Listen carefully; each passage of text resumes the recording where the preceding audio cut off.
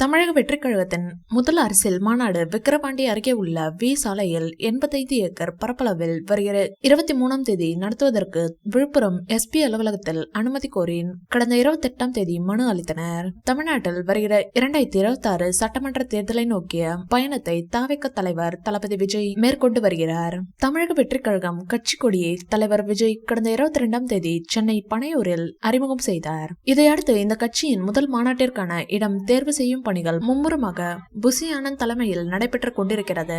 திருச்சி, சேலம், தஞ்சாவூர், விக்கிரவாண்டி என பல இடங்களின் தேர்வு நடைபெறும் நிலையில் தாவேக தலைமையில் பொதுமக்கள் அதிகமாக கூடுவதற்கான வசதியுள்ள இடமாகவும் தமிழகத்தின் மைய பகுதியாக இருக்க வேண்டும் என்பதில் உறுதியாக கொண்டு ஆலோசனை செய்து வருகின்றனர். இந்நிலையில் தமிழக வெற்றிக் கழக பொதுச் செயலாளர் புசி ஆனந்த் மற்றும் மாவட்ட தலைவர்கள் விழுப்புரம் மாவட்ட கண்காணிப்பாளர் அலுவலகத்தில் டிஎஸ்பி திருமாலிடம் நேரில் சந்தித்து மனு அளித்திருந்தார். தற்போது விக்கிரவாண்டி பகுதியில் 23ஆம் தேதி நடத்துவதற்கு நிபந்தனைகளுடன் அனுமதி அளித்துள்ளனர். இதனை வைத்து பார்க்கும்போது திமுக தான் இத்தனை நாள் பர்மிஷன் தராமல் இழுத்தடித்தது என்று புசி ஆனந்த் அவர்கள் சொல்லியிருக்கிறார். தாவேகாவை எதிர்க்க எல்லா சதி திட்டமும் உதயநிதி ஸ்டாலின் செய்து வருகிறார். இந்த வீடியோ பிடிச்சிருந்தா லைக் பண்ணுங்க, ஷேர் பண்ணுங்க.